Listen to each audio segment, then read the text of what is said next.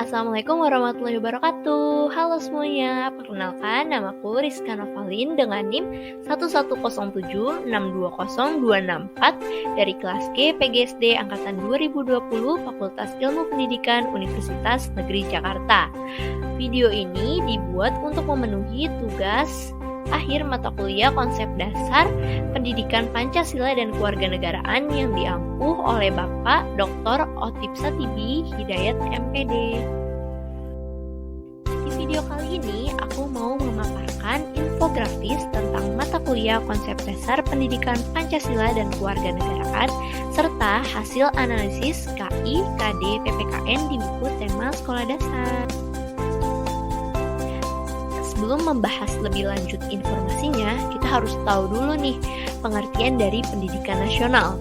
Pendidikan nasional sendiri diartikan sebagai konsep pendidikan yang berdasarkan Pancasila dan Undang-Undang Dasar Republik Indonesia tahun 1945 dengan tetap mengikutsertakan nilai agama dan kebudayaan nasional Indonesia supaya dapat mengikuti perubahan zaman yang menjadi tantangan bagi sistem pendidikan di Indonesia.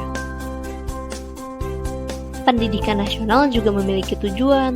Tujuan dari pendidikan nasional sebagaimana yang telah dirumuskan dalam Undang-Undang Nomor 20 Tahun 2003 adalah untuk mengembangkan kemampuan dan membentuk watak serta peradaban bangsa yang bermartabat dalam rangka mencerdaskan kehidupan bangsa dan bertujuan untuk berkembangnya potensi peserta didik agar menjadi manusia yang beriman dan bertakwa, berakhlak mulia, sehat, berilmu, cakap, kreatif, mandiri, demokratis, dan bertanggung jawab.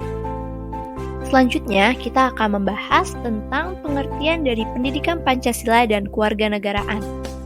PPKN merupakan mata pelajaran yang penting dan bertujuan untuk mengembangkan siswa menjadi pribadi yang mampu menanamkan nilai-nilai kebangsaan dan rasa cinta tanah air sesuai dengan Pancasila, Undang-Undang Dasar Republik Indonesia, Bhinneka Tunggal Ika, dan semangat NKRI. Apa sih kaitan antara konsep dasar PPKN dengan tujuan pendidikan nasional? Konsep dasar PPKN memiliki keterkaitan dengan tujuan pendidikan menurut Undang-Undang Nomor 20 Tahun 2003, yaitu memiliki tujuan yang sama dan searah untuk membentuk karakter peserta didik yang demokratis, bertanggung jawab, cinta tanah air, sehingga dapat mempertahankan dan memajukan Negara Kesatuan Republik Indonesia. Selanjutnya ada profil pelajar Pancasila. Yang pertama itu siswa diharapkan memiliki nalar yang kritis, yang kedua mandiri, ketiga berakhlak mulia, keempat gotong royong, kelima kebinekaan global, dan yang terakhir ada kreatif. 8 keterampilan yang harus dimiliki oleh guru profesional pada abad 21. Yang pertama ada leadership, teamworking, digital literasi, komunikasi, emotional intelligence, entrepreneurship, global citizenship, dan yang terakhir ada problem solving.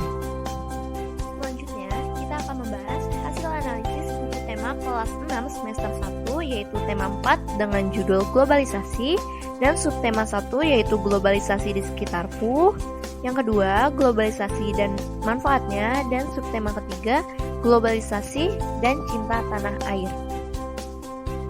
Ikut hasil analisis pada domain spiritual, yaitu kompetensi intinya, menerima, menjalankan, dan menghargai ajaran agama yang dianutnya. Lalu kompetensi dasarnya, mensyukuri keberagaman sosial, budaya, dan ekonomi masyarakat sebagai anugerah Tuhan Yang Maha Esa dalam konteks Bhinneka Tunggal Ika. Lalu kegiatan pembelajarannya yaitu mensyukuri dan menghargai atas keberagaman yang telah diberikan Tuhan sebagai anugerah. Selanjutnya, pada domain sosial, kompetensi intinya yaitu menunjukkan perilaku jujur, disiplin, tanggung jawab, santun, peduli, dan percaya diri dalam berinteraksi dengan keluarga, teman, guru, dan tetangganya, serta cinta tanah air.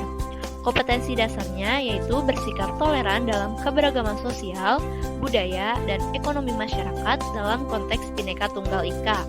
Lalu kegiatan pembelajarannya yaitu bersikap toleran dalam berinteraksi di lingkungan sekolah, lingkungan keluarga, dan lingkungan masyarakat.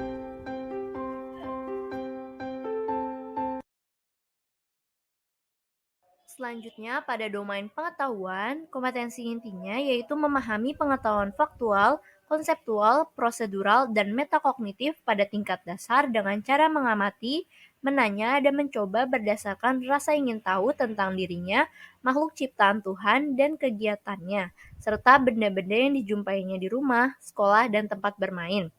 Selanjutnya, kompetensi dasarnya yaitu menelaah keberagaman sosial, budaya, dan ekonomi masyarakat.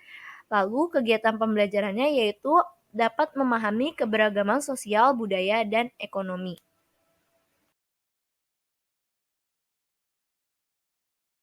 Selanjutnya, pada domain keterampilan, kompetensi intinya yaitu menunjukkan keterampilan berpikir dan bertindak kreatif, produktif, kritis, mandiri, kolaboratif, dan komunikatif dalam bahasa yang jelas, sistematis, logis, dan kritis, dalam karya yang estetis, dalam gerakannya mencerminkan anak sehat, dan tindakan yang mencerminkan perilaku anak sesuai dengan tahap perkembangannya.